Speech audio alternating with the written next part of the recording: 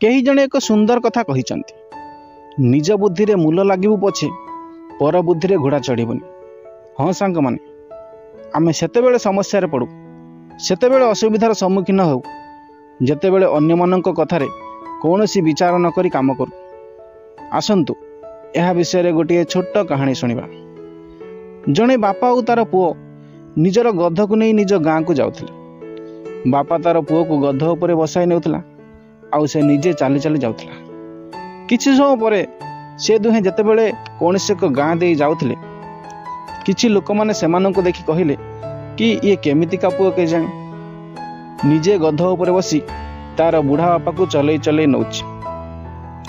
लोक मानकर ए कथा सुनी पुओटी गध उपर तल को ओह्लै आसिला, आउ से तार बापा को गध उपरे बसाई देला। तापर सेमाने तांको गाँ आड़को चलिले।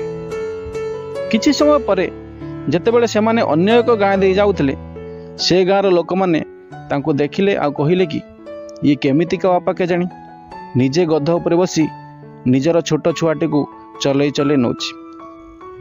लोक मानकर कथा सुनी बापा जनक गध उपरे ओह्लै आसिले, आउ एबे बापा कि पुओ केही गध उपरे बसिले नाही। बापा और तार पुओ चाली चाली गले। चाली चाली गला बेले बाटरे आउ किछि लोक देखाले। बापा और पुओ को देखि सेमाने कहिले कि एमाने केते मूर्ख के जानी, तांको पाखरे एक गध थाई कि भी सेमाने चाली चाली जाउचंती। लोक मानकर एई कथा सुनी सेमाने दुई जण जाक गध उपरे बसी गले, आउ निज गाँ आड़को चलिले।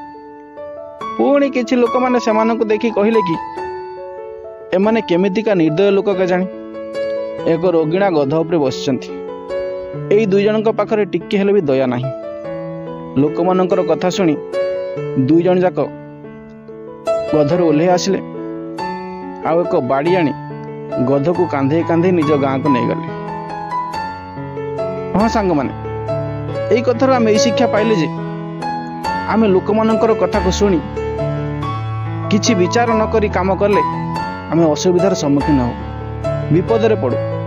तेणु लोक मानकर सुनी काम करबा आगरु टिके से कथा को मनरे विचार करनेबा उचित।